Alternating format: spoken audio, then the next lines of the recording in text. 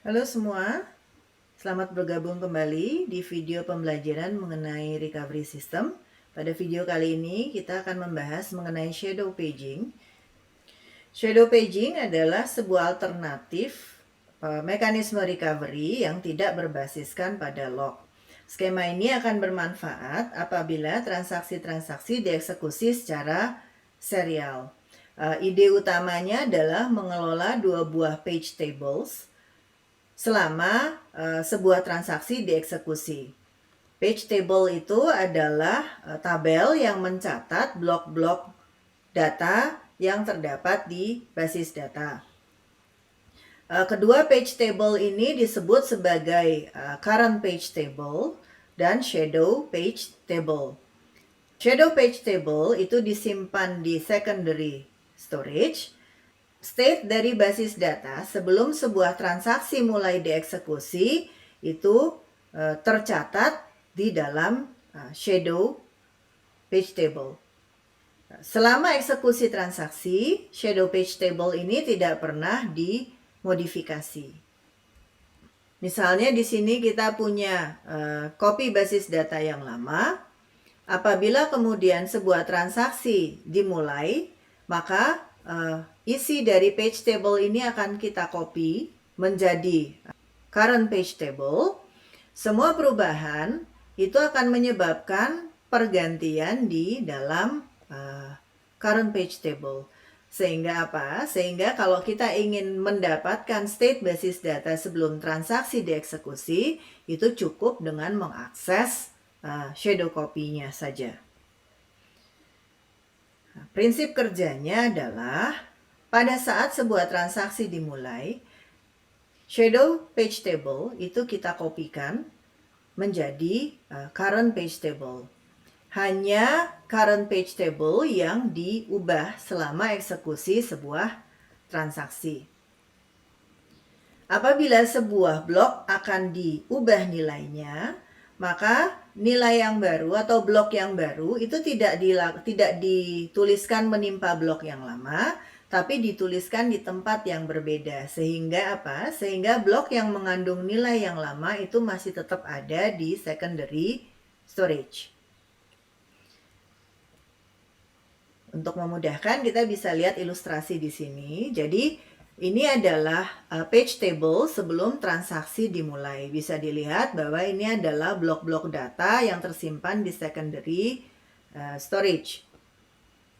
Apabila kemudian sebuah transaksi dimulai, maka shadow page table ini akan dikopikan menjadi current page table.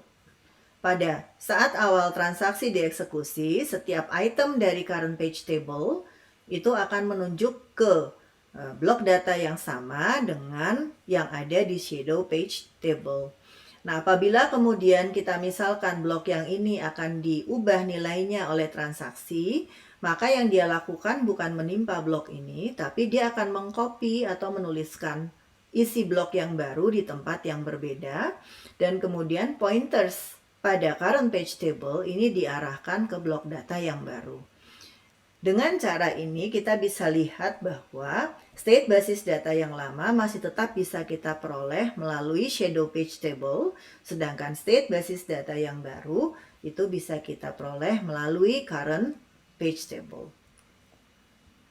Untuk mengcommit sebuah transaksi, yang harus dilakukan adalah pertama, semua page yang berubah itu kita flush atau kita pindahkan dari main memory ke secondary storage.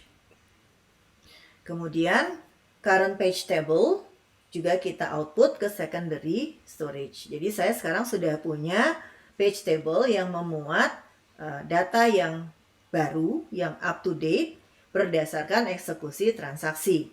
Selanjutnya current page table ini kita jadikan sebagai shadow page table yang baru. Nah, dari sini bisa dilihat bahwa begitu pointer ke shadow page table sudah kita tuliskan, barulah saat itu transaksi bisa dinyatakan commit. Karena apa? Karena sekarang saya sudah punya page table yang baru. Apabila terjadi sistem crash, tidak ada recovery yang harus dilakukan. Kenapa? Karena penunjuk current page table-nya masih menunjuk ke shadow page table, yaitu page table yang mencatat state basis data sebelum transaksi dimulai. Jadi trivial, ya, tidak perlu ada recovery. Dan blok-blok data yang sudah tidak lagi ditunjuk oleh current atau shadow page table itu sudah bisa dibebaskan dengan menggunakan mekanisme garbage collection. Nah, dari sini kita bisa lihat bahwa ada beberapa kelebihan dari shadow paging. Yang pertama, tidak ada overhead untuk menuliskan log records. Jadi, eksekusi transaksi bisa dilakukan apa adanya langsung, tidak ada tambahan menuliskan ke log.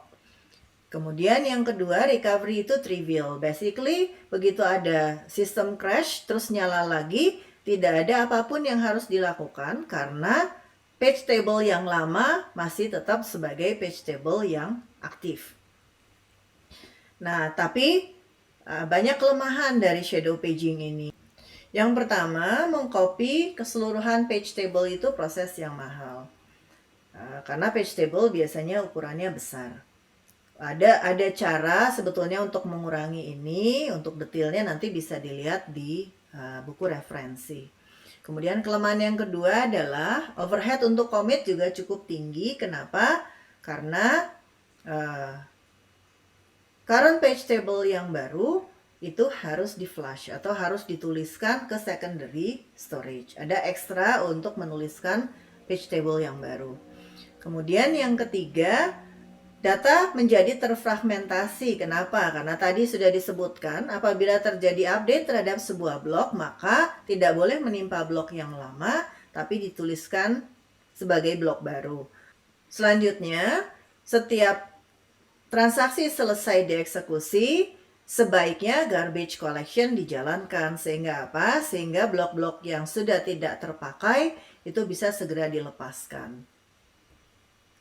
Dan kelemahan yang terakhir adalah algoritma ini sulit untuk di-extend sehingga bisa menangani eksekusi transaksi secara konkuren.